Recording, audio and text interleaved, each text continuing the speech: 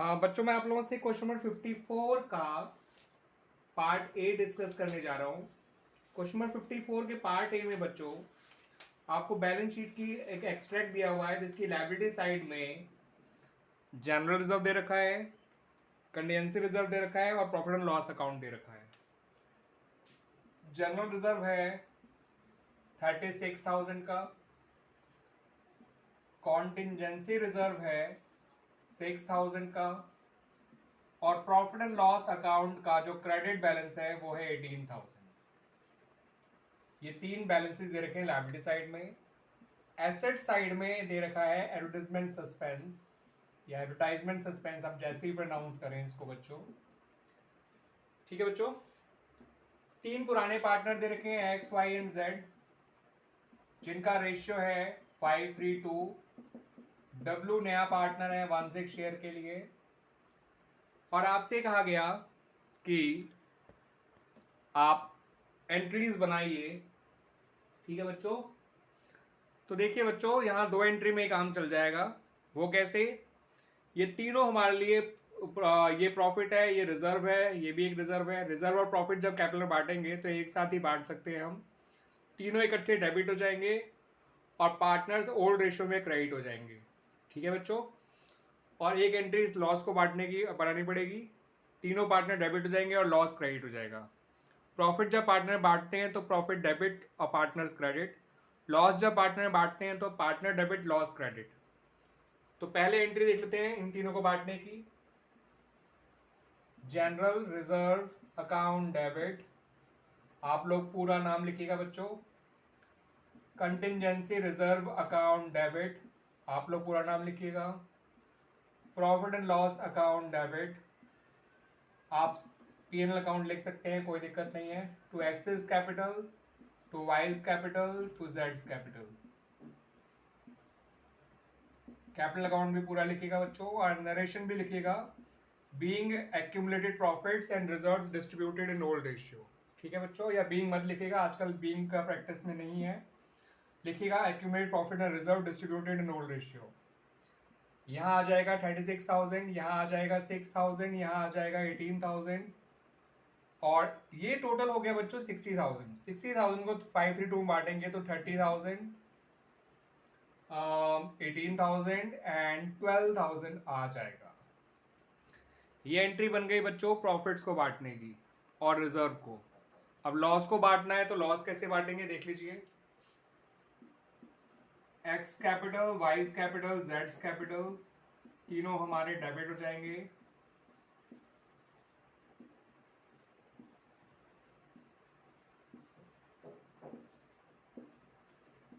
और to advertisement suspense account, ये credit हो जाएगा। लॉस जब बांटते हैं तो कैपिटल कम हो जाती है इसलिए वो डेबिट हो रहे हैं और लॉस खुद एक डेबिट बैलेंस होता है, जब बांटेंगे तो क्लोज हो जाएगा यानी क्रेडिट हो जाएगा।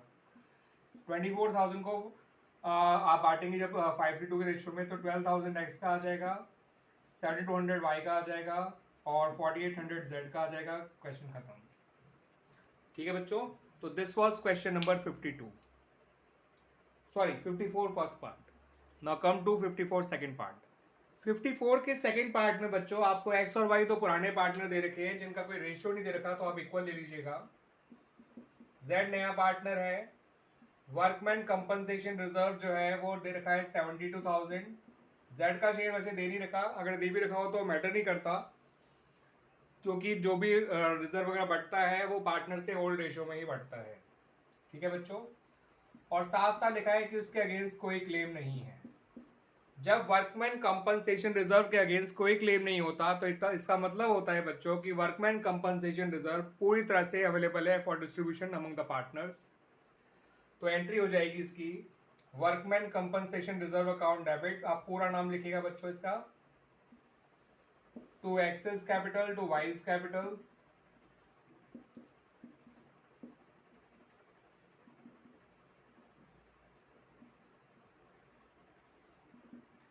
ठीक है बच्चों। यहाँ आएगा 72,000, यहाँ आ जाएगा 36,000, यहाँ आ जाएगा 36,000। ये क्वेश्चन आपका 54 का बी पार्ट भी कंप्लीट हो गया। अब 54 का सी पार्ट बिल्कुल सेम है बट वहां पर क्लेम आ गया workman compensation claim C part में, और वो क्लेम है ₹48,000, जो कि वर्कमैन कंपनसेशन रिजर्व से कम ही है। तो ऐसे में क्या होगा, 72,000 में से 48,000 तो क्लेम में ट्रांसफर हो जाएगा और बचा हुआ 24 पार्टनर में बढ़ जाएगा। तो अब केस सी की एंट्री समझ लीजिए बच्चों, ये तो केस बी की एंट्री थी। केस सी की एंट्री में क्या होगा बच्चों, इतना तो नाम आना ही आना है, एक नाम और आ जाएगा, to workman compensation claim account. ये एक लायबिलिटी है जो बढ़ रही है, और लायबिलिटी बढ़ने से क्या होती है, डेबिट। रिजर्व पूरा खत्म हो रहा है इसलिए वो डेबिट हो जाएगा। यहाँ पे डालिए 24,000 और बचा हुआ एक्स और वाई में बांट दीजिए। जो है सॉरी 24 नहीं, यहाँ डालेंगे 48,000, बचा 24, वो बढ़ जाएगा एक्स और वाई में इक्वली। ठीक है बच्चों, और ये जो है वो नई बैलेंस शीट में शो किया जाएगा ऑन द लायबिलिटी साइड, जितना क्लेम है। This was case number C. तो 54 का सी भी कंप्लीट हो गया। अब 54 के डी को देखते हैं बच्चों।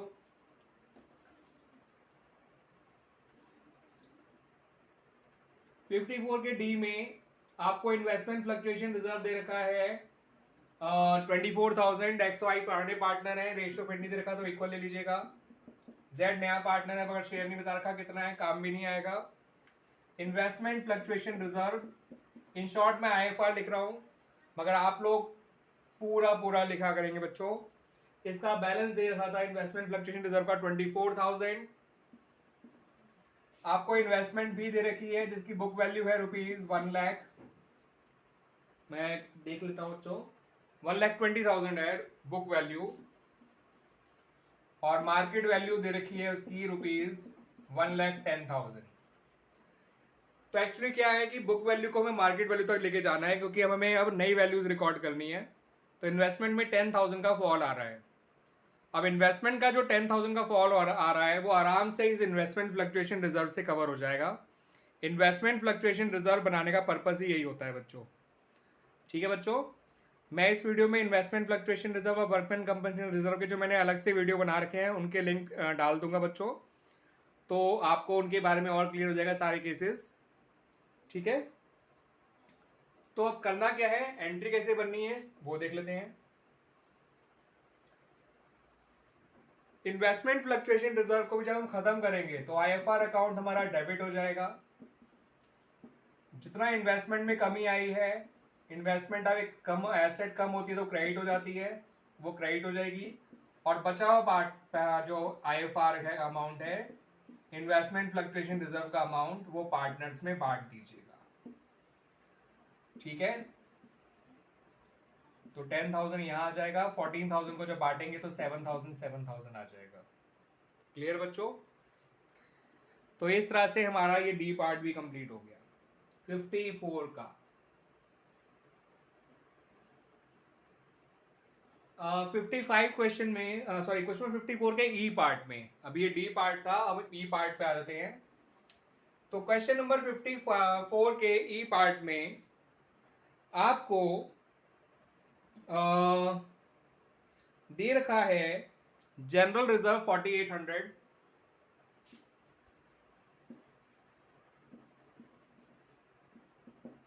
और ये कहा है कि 20% ऑफ द रिजर्व ट्रांसफर करना है टू इन्वेस्टमेंट फ्लक्चुएशन रिजर्व में। ठीक है बच्चों, और फर्म में पुराने दो पार्टनर है एक्स और वाई, रेशियो फिर से नहीं दे रखा। मान लीजिए जेड नया पार्टनर है, इवन इस बार तो उन्होंने ये भी नहीं बता रखा, हाँ बता रखा है कि जेड नया पार्टनर है, बस उसका शेयर नहीं दे रखा, वो काम भी नहीं आएगा। पुराने पार्टनर रेशियो इक्वल मान लीजिएगा। अब जनरल रिजर्व का 20% तो IFR में ट्रांसफर कर देंगे। अब बचा हुआ जनरल रिजर्व जो है वो पार्टनर से बांट देंगे उनके इक्वल रेशियो में। तो एंट्री कुछ इस तरह से हो जाएगी बच्चों, general reserve account debit to investment fluctuation reserve account, और बचा हुआ पैसा to access capital to wise capital आ जाएगा।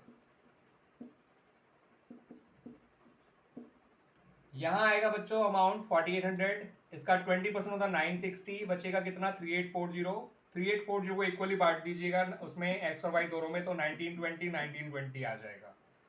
और इस तरह से हमारा ये क्वेश्चन 54 पूरा कंप्लीट हो जाता है बच्चों। हमने इस वीडियो में उसके पार्ट ए से लेके पार्ट ई तक सारे डिस्कस कर लिए। ठीक है बच्चों, थैंक यू।